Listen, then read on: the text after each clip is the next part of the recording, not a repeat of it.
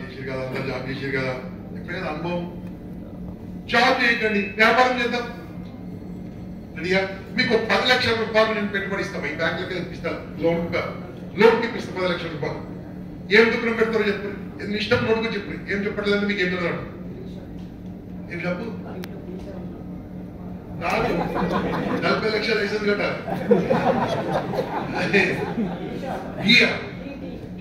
Tea stall 10 లక్షలు tea stall, very good. బాగా చెప్పండి. ఇంకా మెకానిక్ షాప్, వెరీ గుడ్. ఇక్కడ సైడ్ బాగున్నారు, ఇక్కడ సైడ్ సింగర్స్ ఉన్నట్టు చెప్పండి, అన్ని తెలుసుకుంటారు.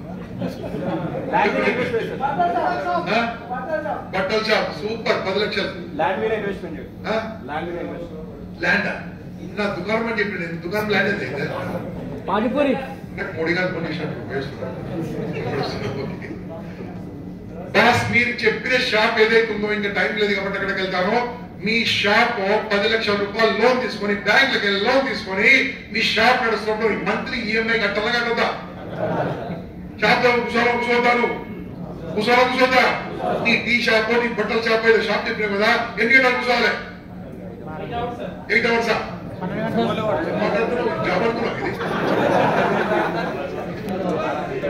మీరే చెప్పండి, బిజినెస్ ఎన్ని గంటలు కూర్చోవాలి? 12 గంటల బయట పడతా, కూర్చోవాలి. అవును, 10 లక్షల రూపాయలు మీరు పెట్టి దుకాణం పెట్టిరు, నడుస్తుందా నడవదా? ఇప్పుడు తొందరగా ఎన్ని చెడు మాట్లాడతాం, తరిగి మాట్లాడు. మంచిగా నడుస్తుందా నడవదా? చెప్పండి తొందరగా, గట్టిగా. నడుస్తుందా నడవదా? నడవని దానికి నేను లోన్ చెప్పిన, నడవకుండా వాడిపోయా. నడిస్తే ఏమైతే చెప్పురి, బాగా నడిస్తే ఏమైతే చెప్పురి.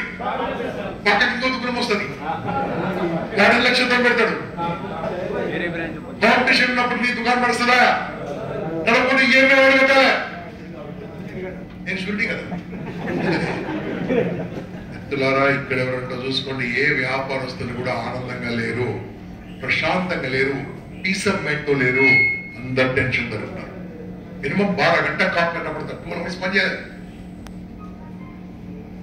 జాబ్ ఏమో కట్లుండే, బిజినెస్ ఏమో ఇట్లుండేది, ఏం చేయాలి? అందుకోసమే బౌద్ధుడు కొంతమందిని ముట్టించుండు, అందరిని ముట్టించుండు, కొంతమందిని ముట్టించుండు. అరే పోరా ఓ, నేను తయారు చేసిన దాన్ని నమ్ముకో. దేవుడు ఎట్లా కూర్చోండి, నేను తయారు చేసిన దాన్ని నమ్ముకో, నీ మాట నమ్ముకో, నేను నమ్ముకో, ఉన్న నమ్ముకో. అర్థం కాలేదు, నేను నువ్వు నమ్ముకో, ముందుకెళ్ళు అని అందరికి చెప్తే అర్థం కాలేదు. కొంతమందికి అర్థమైంది, ఆ కొంతమంది నమ్మ కూడా కూర్చోడు. స్మార్ట్ వర్క్, స్మార్ట్ వర్క్ ఎలా ఉన్నారు? స్మార్ట్ వర్క్ ఈ వ్యాపారంలో, రియల్ ఎస్టేట్ లో మీరు ఇంతమంది కదా, ఎంత పెట్టుబడి పెట్టి చెప్పు, పెట్టుబడి ఎంత పెట్టి చెప్పురానా? ఆడికి వెంచర్ చూస్తుంది పోతప్పుడు కూడా కారే ఉంటుంది, బ్యాంక్ ఆడ పోయినకి తన్నం ఆలే పెట్టి, మళ్ళీ వస్తేప్పుడు వచ్చి ఆఫీస్ పోతప్పుడు తన్నం పెట్టి, ఆడికి ఏదో చేసినట్టు నీటి కూడా వచ్చి. Hello, yes or no? కొంతమంది అదృష్టవంతులు రియల్ ఎస్టేట్ వ్యాపారంలో వస్తారు, మరి చెప్తున్నాను మిత్రమా, వస్తారు. ఇక్కడ చాలా మంది వస్తారు, చూస్తారు, పోతారు. కొంతమంది చేస్తారు, కొంతమంది వాళ్ళు చెయ్యాలంటే కారణం ఏంటి, చేయకూడని కారణం ఏంటి చెప్తాను. ఏ రియల్ ఎస్టేట్ లో అయినా సరే, మిత్రమా, స్టేట్ పాయింట్కి వచ్చేద్దాం. మీరు జాయిన్ కావాలంటే, రియల్ ఎస్టేట్ వ్యాపారం చేయాలంటే కొన్ని రూల్స్ ఉన్నాయి. మనం ఏజెంట్ అంటారు కొంతమంది, బిజినెస్ పార్ట్నర్స్ కొంతమంది, అసోసియేట్ అంటారు కొంతమంది, మీ ప్రొఫెషన్ ఏదైనా కావచ్చు. అది అమ్మడానికి వెళ్ళినప్పుడు మనం ఎటువంటి ఆర్గనైజేషన్ ఎంచుకోవాలి, ఎటువంటి ఆర్గనైజేషన్ ఎంచుకోవాలి తెలుసా? First of all, venture the land should be legally correct. Development ఇచ్చిన టైం ప్రకారం 1 year 1.5 year డెవలప్మెంట్ 100% అయిపోతుండాలి, నడుస్తుండాలి. నెంబర్ 2. నెంబర్ 3, మనం ఏమైనా అమ్మితే మన కమిషన్ మనకు వారంలో ఇవ్వాలి. నేను జనరల్ చెప్తున్నాను బాస్, ఎండి గారు ఎవరైతే ఉంటారో ఆయనని కలవాలంటే కొన్ని కంపెనీలలో వెంకటేశ్వర స్వామి దర్శనాలు కాగితని ఆయన కలవాడు, ఊరు లోపల బయట ఆఫీస్ ఉంటుంది, బిజీ ఉన్నాడు వాడు లోపల పోరాడు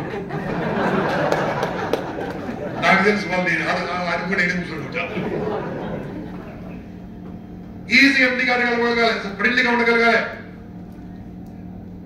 ఆఫ్టర్ సేల్స్ తర్వాత కూడా మన కస్టమర్ కు ఒకవేళ రీసేల్ కావాలంటే కూడా సపోర్ట్ చేయాలి ఇటువంటి కంపెనీలో చేయగల బాస్ మిత్రమా నేను ఇక్కడ రావడానికి కారణం అయితే రాజబాబు సార్ ఇన్విటేషన్ కాదు మీ ఆర్గనైజేషన్ మొత్తం తెలుసుకొని వచ్చాను ఎందుకంటే నాకు కూడా బ్రాండ్ ఎందుకు దెబ్బతినడం మీకు చెప్తా ఎవరు చెప్పకూడదు ప్లీజ్ చాలా ఫోన్ బిజీ ఫోన్